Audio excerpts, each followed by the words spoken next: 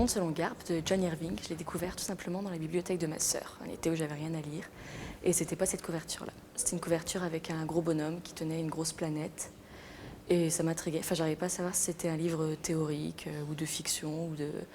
Donc voilà, je l'ai pris comme ça, je me suis dit tiens, je vais le lire, j'ai rien à lire. Et ça a été la révélation littéraire de ma vie, je pense. Voilà.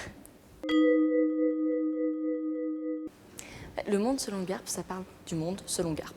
Garp, c'est le personnage principal. Donc il s'appelle Garp, ça donne une idée de... Enfin, c'est un livre loufoque, quoi. Et on suit sa vie, on le suit lui, sa mère, sa femme, des amis très particuliers, un ours entre autres, un transsexuel, ses enfants. Et Garp, c'est un écrivain qui tente désespérément de trouver un fonctionnement au monde qui l'entoure.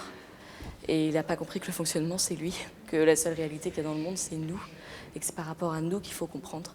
Et donc il se perd, il est entouré par une mère féministe, une femme féministe. C'est l'histoire d'un homme qui cherche à s'en sortir au milieu des femmes, quoi. Ce qui m'a plu dans ce livre, c'est déjà le style, parce que c'est loufoque. C'est John Irving, je pense qu'il a inventé son propre style, un nouveau style de littérature qu'aucun autre n'arrive à égaler, à mon avis, dans la littérature américaine. C'est des personnages normaux à qui il arrive des situations extraordinaires. Quand je dis extraordinaire, je ne peux pas les raconter parce que sinon on perd la substance du livre. Mais voilà, par exemple, ne serait-ce que rencontrer un ours, avoir des chapitres avec cet ours, c'est très particulier. Et il y a, je pense, dans ce livre, la plus grande scène actuelle de la littérature qui se passe dans une voiture. Voilà. Je n'en dirai pas plus, mais tous les gens que je connais qui ont lu ce livre ont eu un choc. En fait, c'est très américain, donc c'est très visuel. Donc on voit la scène se faire comme si on était au cinéma et on a envie de vomir à la fin de cette scène. Et il y a aussi un des plus grands traits, je pense, de littérature, c'est faire comprendre les choses à demi-mot et à un moment. Il y a une centaine de pages pendant lesquelles il ne se passe rien. On a l'impression qu'il ne se passe rien. Et à un moment, on a un déclic, on se dit mais attends, il y a un personnage dont on n'a plus entendu parler depuis un bout de temps là. Et on reprend en arrière, on se dit non, je dois arriver. Et on n'a pas arrivé. Il va se passer quelque chose qui sort d'on ne sait où, alors que l'auteur l'a préparé et on l'a pas vu venir. Et il nous berne en fait, il nous emmène où il veut, quand il veut, comme il veut.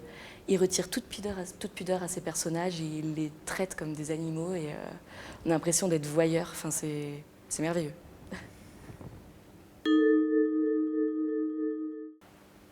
Ouais, ce livre, c'est mon premier livre de l'auteur et je les ai tous lus après. Et c'est toujours les mêmes thèmes, c'est une récurrence de thèmes. Toujours un rapport aux femmes très particulier, un respect et une haine qui se mêlent, surtout par rapport au personnage des mères. Un rapport à la nature, un rapport à la littérature. Il y a toujours des personnages qui essayent désespérément de devenir écrivains, qui n'y arrivent pas et qui ne comprennent pas qu'ils le sont. Et que c'est en essayant, qu'il ne faut pas essayer de le devenir qu'on est ou qu'on ne l'est pas. Et tous ces thèmes dans Le Monde selon Garp, c'est l'apogée, pour moi, c'est l'apogée de ces livres. John Irving ne considère pas que c'est son meilleur livre. Mais je sais que j'ai lu beaucoup de critiques, même des thèses qui ont été faites sur lui. Et, tout le monde s'accorde à dire que sans ce livre-là, ce serait un écrivain mineur. Et ce qui est merveilleux dans ces livres, John Irving, c'est que quand on les lit, on croit qu'on a compris. Et quand on y repense des années après, on se rend compte qu'on est passé à côté de tout. Et il y a toujours un nouveau thème. Un jour, on se dit, mais en fait, c'est un livre qui parle de la procrastination. Le lendemain, on se dit, mais c'est un livre qui parle du féminisme. C'est un livre qui parle de l'amour. On n'arrive jamais à savoir. Et ce livre, je crois qu'il parle de tous les livres, tout simplement.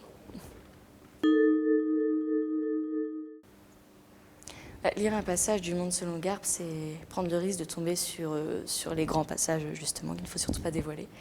Donc peut-être prendre au hasard au début, mais purement au hasard. Il avançait en glissant sur le buste, utilisant ses bras comme un phoque utilise ses nageoires pour se mouvoir sur la terre ferme. Un horrible bruit de déglutition ponctuait son avancée sur les bancs de vase, comme si sous la boue, une gueule avait octé d'envie de l'engloutir. Dans les buissons, Cuchy et Garp avaient peine à réprimer leur rire. À 2 pas du rivage, Harry s'élança avec l'énergie du désespoir.